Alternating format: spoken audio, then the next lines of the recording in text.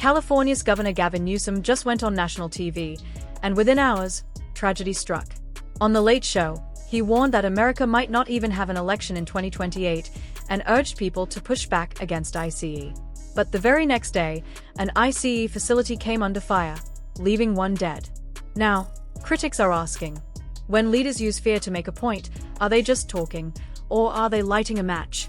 Tonight, we're breaking down how one televised remark may have crossed a dangerous line. California Governor Gavin Newsom recently made appearances on The Late Show with Stephen Colbert and Jimmy Kimmel Live, where his remarks have stirred nationwide controversy. Many critics now accuse him of spreading rhetoric that could put people in harm's way, a concern that has reignited debates about the role of mainstream media in amplifying divisive messages. Welcome back to the Pro Channel, where we keep you informed and ahead of the cultural curve.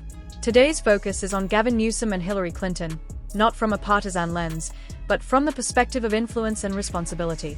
There's a growing belief that some public figures are using legacy media platforms to promote hostility, knowingly or not, at the expense of public safety. The question now being asked, did Newsom's comments go too far, or even contribute to real-world harm? As the governor of California, often seen as the unofficial leader of Hollywood, his words carry weight, especially when broadcast across major entertainment shows. Appearing for back-to-back interviews on Colbert and Kimmel, Newsom's discussion drew particular attention on Colbert's show, where certain remarks sparked heated reactions online. While copyright limits prevent us from replaying the clip, we'll break down what he said and explore why so many believe it crossed a dangerous line. During his recent appearances on The Late Show with Stephen Colbert and Jimmy Kimmel Live, California Governor Gavin Newsom made remarks that quickly ignited controversy. In one striking moment, he told Colbert's audience, "I fear that we will not have an election in 2028. Though brief, the statement sent shockwaves across social media, with many interpreting it as a warning about growing political instability. Newsom suggested that certain political forces, particularly those aligned with former President Trump, might undermine future elections. But his comments didn't stop there. He also urged viewers to push back against ICE agents, describing them as enforcers of an increasingly authoritarian system. Critics argue that such statements, broadcast on national television, can inflame tensions and incite hostility toward law enforcement. Not long after his late-night appearances, reports emerged from the Department of Homeland Security confirming that an ICE facility in Dallas had been attacked. According to the statement, a sniper opened fire from a nearby rooftop, striking a vehicle and killing a victim before taking his own life. Authorities later recovered shell casings at the scene, another tragic reminder, some say, of how rhetoric can ripple into real-world violence. Following the tragic incident, investigators discovered shell casings at the scene, each marked with anti-ICE messages. While the situation has reignited debates around immigration policy, that's not the main focus here. The larger issue is the rhetoric coming from influential figures like California Governor Gavin Newsom. As the symbolic head of Hollywood, Newsom appeared on national television urging audiences to fight back against authoritarianism and warning that Americans might not even see an election in 2028. To many, these statements cross a dangerous line, transforming political commentary into language that could inspire real harm. Commentators on the panel argued that this kind of divisive messaging must stop. They emphasized the need for reasonable, centrist voices to push back against narratives that paint entire groups, such as conservatives, centrists, or classical liberals, as fascists. In their view, when mainstream media and public figures casually label their opponents with such charged terms, it sends an implicit message that hostility or violence is acceptable. Likewise, constantly declaring that the government is authoritarian and elections are at risk can create fear and justify extreme responses. As one panelist concluded, it's time for culture to take responsibility, to stop normalizing rhetoric that promotes harm and start rebuilding space for civil, balanced dialogue. Panelists went on to stress that accountability must extend beyond politicians. Major media platforms like The Late Show with Stephen Colbert and Jimmy Kimmel Live also have a responsibility to moderate the tone of their content. As one commentator put it, even if these shows are losing relevance, that doesn't excuse them from promoting statements that might lead to real-world harm the very next day. The discussion then shifted to a broader concern, the pattern of inflammatory rhetoric emerging from high-profile political figures. One panelist, referencing his latest podcast, noted that much of the divisive language now comes from leaders traditionally associated with the Democratic Party. They keep calling for unity, he said, but their words often do the opposite, fueling hostility instead of calming it. He pointed out that within just hours of Newsom's controversial remarks, another violent incident had unfolded, this time targeting the very institutions he had criticized. The pain list also drew parallels to comments made by Hillary Clinton during a recent live appearance on MSNBC, where she urged Americans to stop demonizing one another, only to immediately assign blame to Republicans for the country's divisions. The contradiction, he argued, illustrates a larger problem across modern discourse, leaders calling for peace while simultaneously vilifying their opponents. In a media environment already saturated with outrage, that kind of mixed messaging only deepens the divide.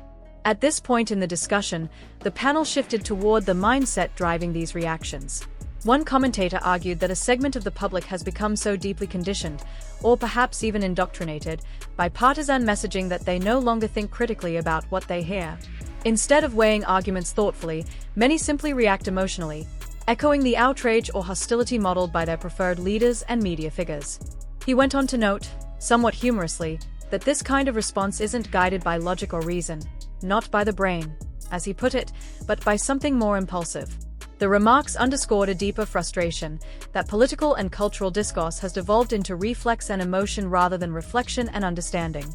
In this climate, words lose their nuance, and disagreements easily turn into dehumanizing attacks, a trend that, in the panel's view, continues to erode empathy and mutual respect in public life.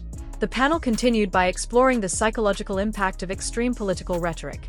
One commentator explained that many people no longer respond to political discourse with reason or analysis. Instead, their reactions are purely emotional. He referenced a study from the early 2000s, which found that when individuals are repeatedly exposed to exaggerated or fear-driven political language, their brains begin to react instinctively rather than rationally. Over time, this conditioning makes it easier for emotional triggers, like outrage, fear, or anger, to override logical thinking. Building on that point, another panelist argued that Governor Gavin Newsom's recent comments on The Late Show with Stephen Colbert and Jimmy Kimmel Live were prime examples of this kind of dangerous hyperbole. By suggesting that the United States might not hold an election in 2028, Newsom painted an image of looming authoritarian collapse, a scenario that could easily provoke panic or radical responses among impressionable viewers. The panel warned that when influential figures speak in these terms, they risk inspiring unstable individuals to act out violently. They cited the recent Dallas incident as evidence, noting eerie similarities to an earlier attack in Utah, and suggested both were fueled, at least in part, by an atmosphere of escalating political fear and hostility. Panelists pointed out that the messages found at the Dallas attack scene closely mirrored Governor Gavin Newsom's televised comments the night before, drawing a disturbing parallel between rhetoric and reaction. They emphasized that this wasn't an isolated case. Attacks on ICE facilities in Texas have occurred multiple times over the years. Still, what stood out was the timing. Less than 12 hours after Newsom's remarks, another violent act had taken place.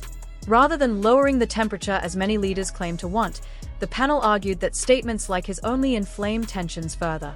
One commentator suggested that Newsom may even see moments like these as political opportunities, attempts to score points ahead of a possible presidential run, especially as some polls, however questionable, have positioned him favorably. He criticized what he saw as hypocrisy in American politics, noting that despite Newsom's controversial record, including overseeing widespread unrest in parts of Los Angeles, he continues to be treated as a serious national contender. Returning to his earlier point, the commentator cited findings from a study conducted in the early 2000s. Researchers discovered that politically active individuals, especially those who regularly consume talk radio or partisan commentary, often engage the emotional, reactive parts of their brain when exposed to political messaging, rather than the areas associated with reasoning and judgment. In other words, when politics becomes entertainment or identity, people stop thinking critically. They respond out of emotion, not evidence, a pattern that, in today's climate, makes dangerous rhetoric even more combustible. The discussion took a more sobering turn as panelists reflected on how deeply politics now dominates people's identities and decision-making. One speaker argued that many individuals have become so consumed by political narratives that they are losing touch with reality itself. When everything in life, values, relationships, even self-worth, becomes tied to ideology, people stop considering the real-world consequences of their actions. They no longer pause to think, what I'm about to do could destroy a life, including my own. Instead, emotional conviction replaces moral reflection, which becomes justification. The pain list has especially taken hold among younger generations. Citing a recent poll, He noted that a significant number of young people who identify as leftist now view violence as an acceptable means to achieve political goals, a stance far more prevalent in this group than among any other demographic. Interestingly, older left-leaning individuals surveyed did not share this view. Their responses were closer to the societal norm, suggesting that this growing tolerance for political violence is generational rather than ideological. This, the Painlist argued, signals a troubling cultural shift, one where passion for change is being replaced by extremism, and moral restraint is being overshadowed by rage. Without a renewed commitment to logic, empathy, and consequence, he warned, society risks raising a generation that believes force, not dialogue, is the path to influence. The panel expressed deep frustration over how the national conversation has evolved in the wake of recent tragedies. One commentator reflected on the aftermath of the Charlie Kirk assassination and the memorial that followed, noting that many had hoped the nation would take a collective step back, allowing emotions to cool and space for mourning to exist. Instead, he argued, the opposite occurred. Within days, major media outlets had shifted the narrative, reframing the tragedy as part of a larger debate over free speech and authoritarianism. According to the Painlist, this reframing, pushed heavily by legacy media figures like Jimmy Kimmel, felt exploitative. Rather than focusing on grief and unity, it became another round of political messaging. Claims that America is sliding into fascism and that citizens must fight back with everything they have. The commentator called it one of the most disheartening patterns in modern discourse, the inability to pause, to grieve, or to reflect without turning tragedy into ammunition. How many more of us, he asked, have to end up 6 feet under before the rhetoric stops? As the conversation shifted to co-panelist Lauren for her thoughts, she agreed with much of the criticism but briefly changed course to address a light-hearted technical issue. Apparently, a guest, humorously referred to as their ghostly friend, had dropped from the stream due to a device malfunction. The brief exchange offered a moment of levity in an otherwise heavy discussion, underscoring how tense and emotionally charged the broader conversation had become. The panel took a brief comedic turn when their returning guest, affectionately referred to as Mr. Ghost, finally rejoined the broadcast. Greeting him with a playful "Welcome to the show, Mr. Ghost," the hosts invited him to share his thoughts on the ongoing controversy. With his trademark dry humor, Ghost began by half-joking that he felt compelled to give Governor Gavin Newsom a little slack, since Newsom had claimed he felt it to the depth of his soul. Ghost quipped that if that were true, it must not be very deep, prompting laughter from the rest of the panel. He went on to reference a parody of the famous prose poem Desiderata, recalling a line that read, "Rest assured that a walk through the ocean of most souls would not even get your feet wet." Turning that line back toward Newsom, he delivered the punchline, "Double on you, Gavin. Double on you." Another Painlist chimed in, teasing that perhaps Ghost was about to praise Newsom for at least acknowledging he had a soul. Ghost shot back that the governor wouldn't recognize one if he bumped into it in the dark. The exchange lightened the tone, offering viewers a brief reprieve from the emotionally charged discussion.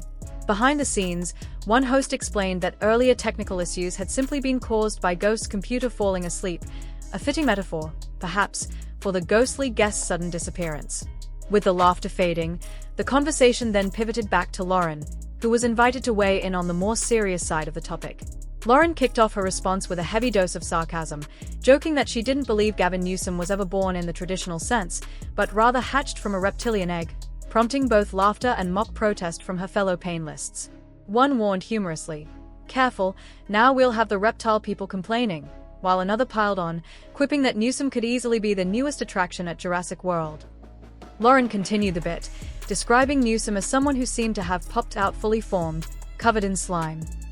The jokes soon gave way to sharper criticism. Another commentator jumped in, calling Newsom Nancy Pelosi's nephew and dismissing him as an opportunistic slime ball driven purely by ambition. They argued that he lacks authenticity and depth, a politician more concerned with image and power than genuine conviction. "He's got no original thoughts in his head," one said, "just naked ambition and nothing else."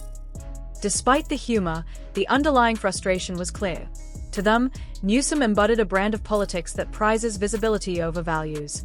The group then briefly lightened up again, imagining a hypothetical Democratic primary debate between Newsom and Alexandria Ocasio-Cortez, calling it a festival of joy for viewers who enjoy political spectacle.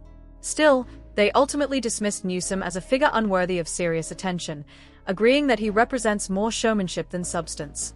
At that point, the conversation shifted.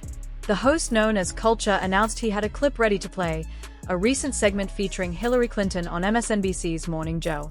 Recorded shortly after the tragic death of Charlie Kirk, the clip was introduced as an example of how quickly political figures and media voices were reframing national grief into renewed partisan talking points. As the clip of Hillary Clinton played, the panel's tone shifted from light-hearted banter back to serious concern. The host clarified that their goal wasn't to debate policy or partisanship, but to highlight what they saw as a troubling pattern in mainstream media: the immediate politicization of tragedy. There was, they argued, no pause for mourning after recent violent events. Instead, outlets and public figures quickly returned to rhetoric that fuels division, using the same charged language that, in their view, contributes to escalating hostility across the country. Hillary Clinton's remarks on Morning Joe served as the latest example. In the segment, she urged Americans to stop demonizing each other, but immediately followed with, "Most of that right now in our country's history is coming from the right." To the panel, this undercut her own message of unity.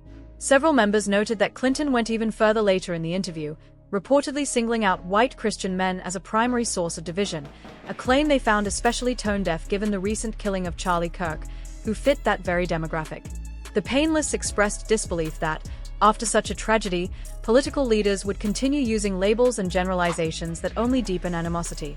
One argued that comments like Clinton's reinforce the idea that it's acceptable to assign collective guilt to entire groups, a dangerous mindset in moments already charged with grief and anger. "We keep hearing that we need to lower the temperature," one commentator said, "but this isn't turning the heat down. It's cranking it up."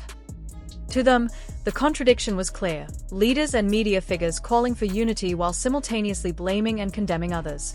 And in a time when words can so easily influence emotions, and emotions can turn into actions, that inconsistency, they warned, isn't just political hypocrisy. It's a recipe for more division, and potentially, more violence. As the conversation reached its final stretch, the tone turned both reflective and sardonic. The panel's banter, about cosmetic companies and already embalmed politicians, briefly lightened the mood, but beneath the humor was a deeper frustration with the political and media landscape. The host steered the discussion back toward the core concern. Would this cycle of rhetorical escalation finally subside, or were things destined to worsen as the next election approached? Lauren took a measured pause before responding. "Honestly," she began, "I don't think it's going anywhere. If anything, it's going to ramp up. The incentives are all wrong, outrage gets clicks, anger gets views, and no one wants to be the one calling for calm because that doesn't trend." Her words reflected a cynical realism that resonated around the table. Every media platform, she noted, benefits from keeping audiences emotionally engaged, even enraged. That's when Culture interjected with a broader question. Why are political hyperbole and entertainment so inseparable now? Why, he asked, does every late-night show, every talk program, seem to lean one direction, with conservatives appearing only rarely, and usually as punchlines? It wasn't just partisanship, he argued, but a structural merging of politics and show business. The outrage, the emotionalism, the viral soundbites, they are all part of the same entertainment ecosystem. The others jumped in, half joking that shows invite Liz Cheney 7 times a week just to maintain the illusion of balance. But the laughter quickly faded into uneasy agreement. The media landscape has become performative, self-reinforcing, and hostile to dissenting worldviews. One panelist quipped that McCarthy didn't go far enough, a deliberately provocative jab, before clarifying that what he really meant was that ideological capture in Hollywood and the press has only deepened since those days. In the end, the consensus was sobering. The emotional conditioning they discussed earlier, the replacement of reason with reaction, isn't accidental. It's systemic. And until there's a genuine cultural appetite for nuance over noise, the cycle will keep spinning, the rhetoric will keep intensifying, and the space for honest dialogue will keep shrinking. Ever seen in my lifetime was Barack Obama's in 2008. He had Oprah, George Clooney, Scarlett Johansson, practically the entire entertainment establishment, out front for him. And look, that's not even an insult. It's just reality. The marriage between celebrity and politics became official that year. After that, every major campaign on the left realized you don't need to persuade. You just need to perform. You need a movement that feels good, that looks right on camera. And once that formula worked, the rest of the industry followed. The entertainment class realized they didn't just influence politics, they could become politics. So now, the late-night hosts aren't comedians, they are moral arbiters. The actors aren't entertainers, they are activists. And every awards show speech sounds like a campaign rally. Lauren nodded in agreement, her expression hardening. Exactly, she said. It's not about leadership or principle, it's about maintaining control through emotional narratives. These people don't want dialogue, they want dominance. And every time someone like Gavin Newsom goes on TV to make sweeping, inflammatory statements, the industry amplifies it because outrage equals engagement. Culture leaned forward, summing it up. So what you're saying is, politics became a show, and Hollywood became the stage. Pretty much, Lauren replied. Except now, the show's turned deadly serious. Because when every disagreement becomes a moral war, you stop seeing opponents, you start seeing enemies. And once you dehumanize your opponents, it's only a matter of time before someone decides words aren't enough. The table fell quiet for a moment. For all the humor, sarcasm, and side jokes, there was no escaping the gravity of what they were talking about. The merging of entertainment and politics hadn't just cheapened both, it had weaponized them. And as they looked ahead to another election cycle, the consensus was grim. Unless something breaks the feedback loop, unless someone decides to step outside the script, the rhetoric, the polarization, and the violence will only grow louder. Think you're wrong at all, Lauren. In fact, I'd go a step further. The left's biggest weakness right now isn't just arrogance, it's delusion. There's this persistent fantasy that they are still the mainstream majority, that their worldview represents the heart of America. But if you actually listen to the conversations happening across the country, in small towns, church gatherings, union halls, even online spaces, you realize they've lost touch with a massive chunk of the population. That disconnect has created a strange kind of echo chamber. Inside it, they cheer each other on, convinced that repeating the same slogans louder will somehow make them true. They don't see that the political landscape has shifted beneath their feet, and every time they double down on the same elitist narratives, they push more people away. And as for Kamala Harris, you're absolutely right. You can pour $2 billion into ads, events, influencers, and late-night endorsements, but you can't buy authenticity. Voters can sense when someone is performing rather than leading. Harris's campaign wasn't about connecting, it was about controlling the narrative. And when the product doesn't match the packaging, people just stop buying. So when we look at why the left didn't show up at Charlie Kirk's memorial, or why they failed to extend even a shred of empathy, it comes down to that same moral blind spot. They've spent so long dehumanizing anyone outside their ideological bubble that compassion has become conditional. If you're not their kind of person, your suffering doesn't count. It's tragic, really, because that mindset isn't just destroying public discourse, it's eroding the very empathy that holds a democracy together. And until they are forced to confront that, not through polls or press releases, but through genuine loss of influence, they'll keep believing they're the majority, even as the ground gives way beneath them. That ending actually sums up a massive cultural shift that Hollywood still hasn't processed. America has stopped worshipping the celebrity class. For decades, being famous and inspirational. Wanted Beverly Hills Mansion, the red carpet moments, the glamorous chaos. But now, that dream has lost its shine. Fame looks more like dysfunction than success, and people have realized that what celebrities sell, moral lectures, curated outrage, artificial perfection, doesn't translate to real happiness. You nailed it when you pointed out where people are moving: Texas, Florida, Tennessee. It's symbolic. Folks aren't chasing fame anymore, they are chasing freedom. They want space, safety, family values, opportunity, and a life grounded in reality, not filtered fantasy. They are trading the illusion of Hollywood for the authenticity of community. And you can see the fallout everywhere. The same California that once drew dreamers is now losing its middle class. Schools that were once world-class are now struggling. The streets once filled with stars are now lined with for lease signs.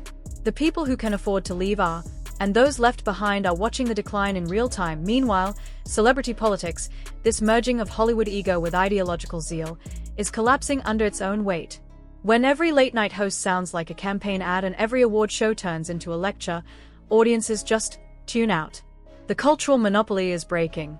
What's replacing it is something far healthier: independent voices, creators outside the corporate system, people building their own platforms, like this one. It's proof that the future of media belongs to authenticity, not elitism. So when they close out with that attitude of gratitude, it's not just a sign-off. It's a quiet acknowledgement of what's really changed. The audience now holds the power. The people who used to be lectured to are the ones creating, curating, and defining the next era of culture. And Hollywood? It's still staring in the mirror, wondering when everyone stopped clapping.